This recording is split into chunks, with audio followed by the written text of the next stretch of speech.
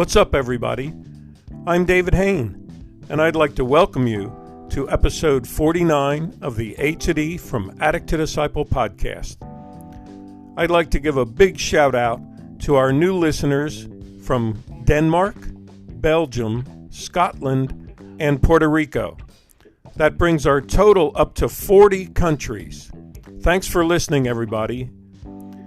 If any of you have episode ideas or would like one-on-one online counseling, or want to start or join an online group using the From A to D curriculum or podcasts, you can contact me in the most convenient way for you. Either go to my website, www.fromatod.org, and click on the contact page, or leave me a message on Anchor, or email me at davidfromatod@gmail.com, or drop me a message on Instagram at davidfromatod. We'll get into this episode, You Don't Understand, the Cry of the Victim, when we come back.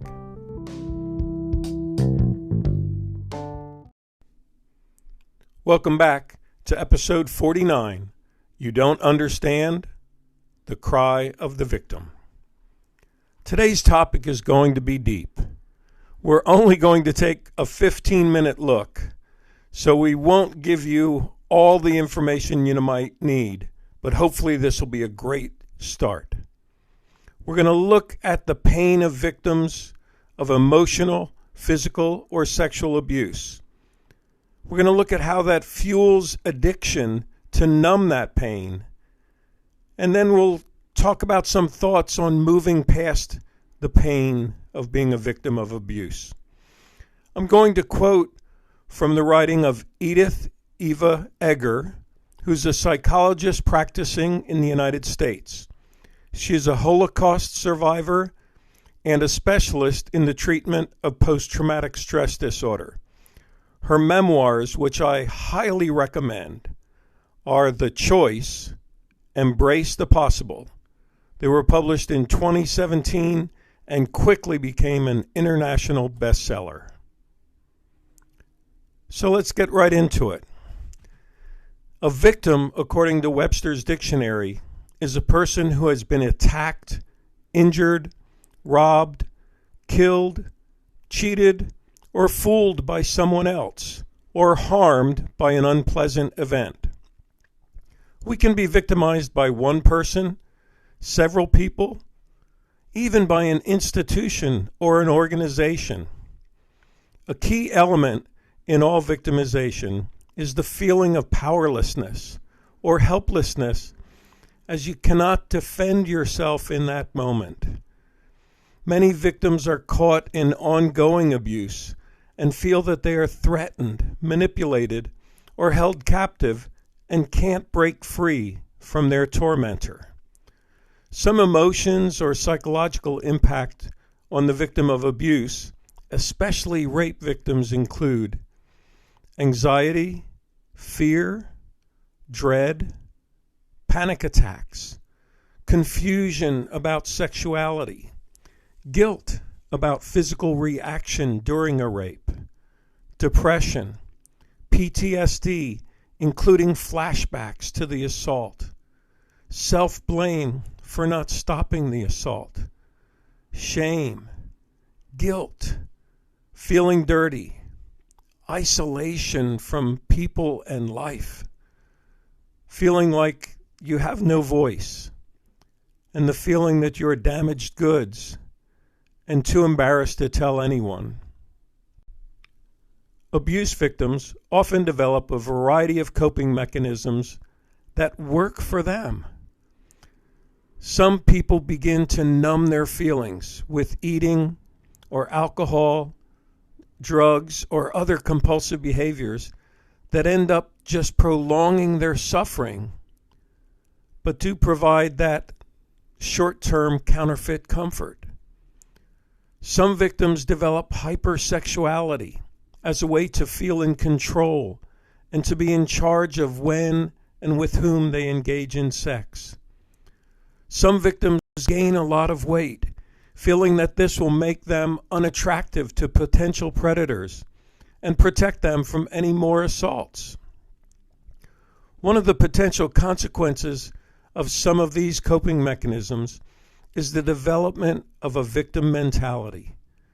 Some elements included in the description of people with the victim mentality are, first, feeling hopeless.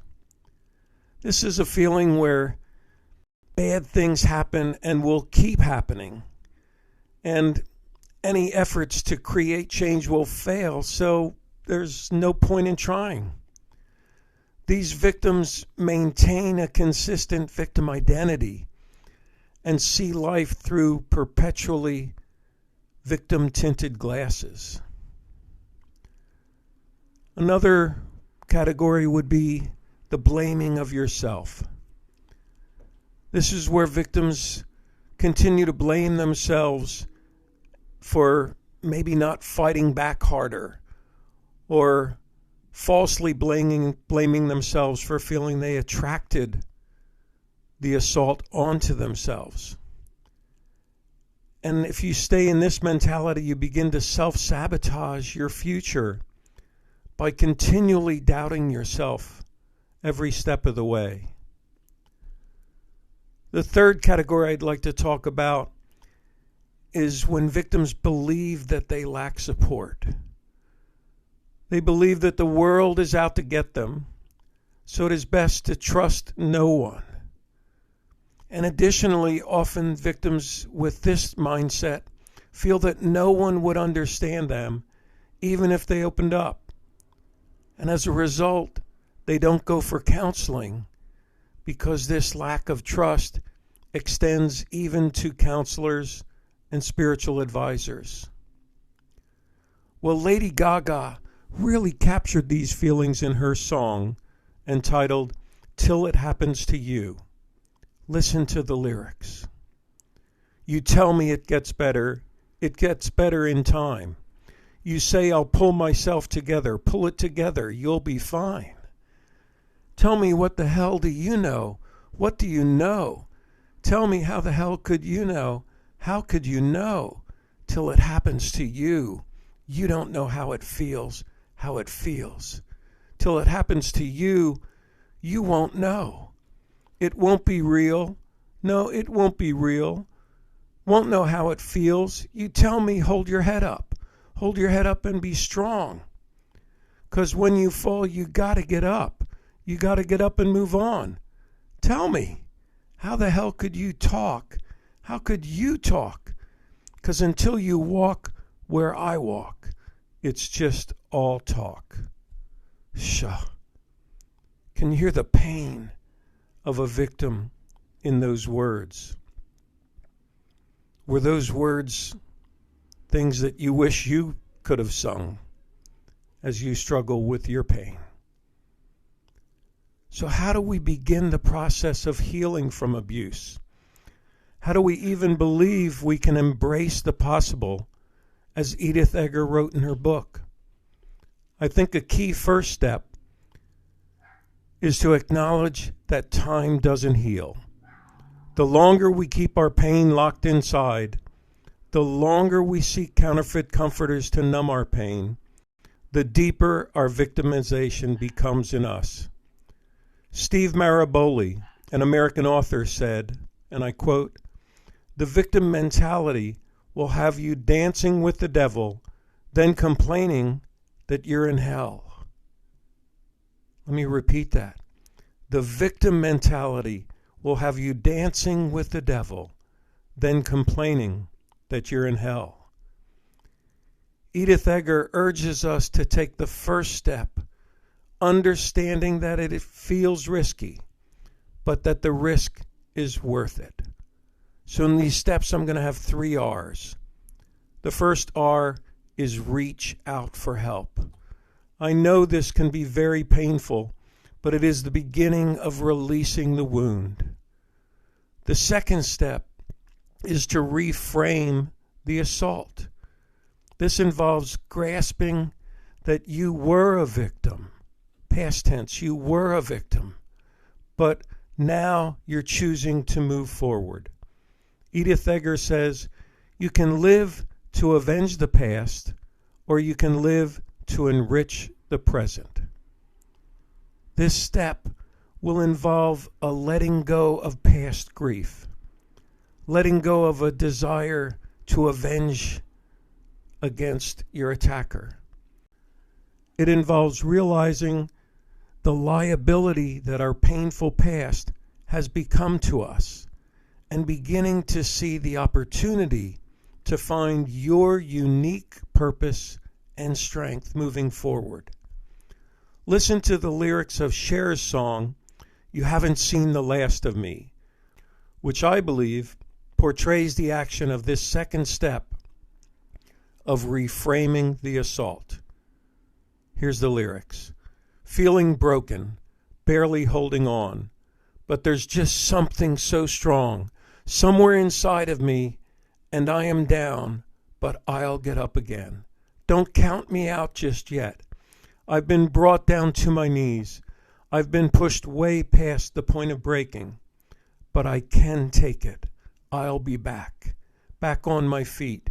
This is far from over. You haven't seen the last of me. You haven't seen the last of me. They can say that I won't stay around, but I'm going to stand my ground. You're not going to stop me. You don't know me. You don't know who I am. Don't count me out so fast. Power in those lyrics. There is power in those lyrics.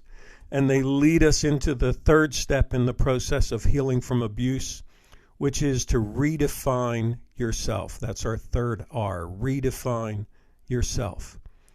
This involves removing any toxicity from our lifestyle, our thoughts, our emotions, our activities, and our friendships. Realize that you cannot reshape yourself without letting go of your victim mindset.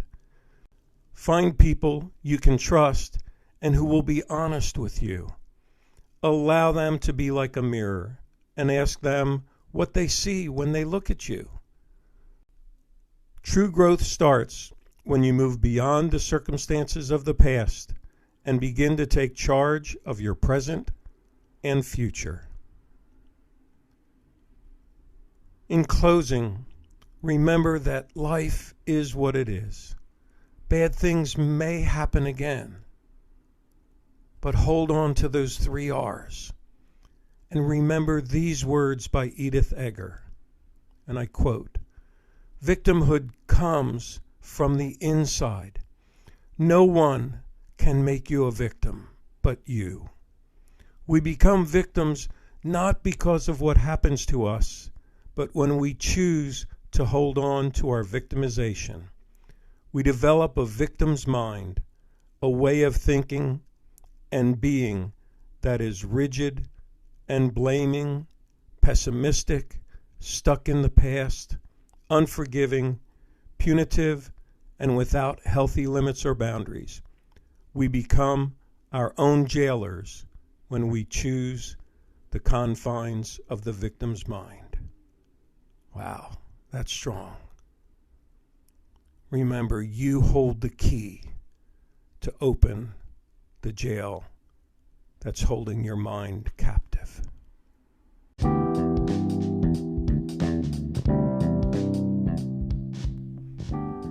Thanks for listening to this episode of the A to D from Addict to Disciple podcast. If you enjoy these podcasts, please share the link with your friends. If you'd like to support our work with people caught in the snare of addiction, homelessness, or incarceration, click on the support link in this episode's description. Your donation of any amount could change a life.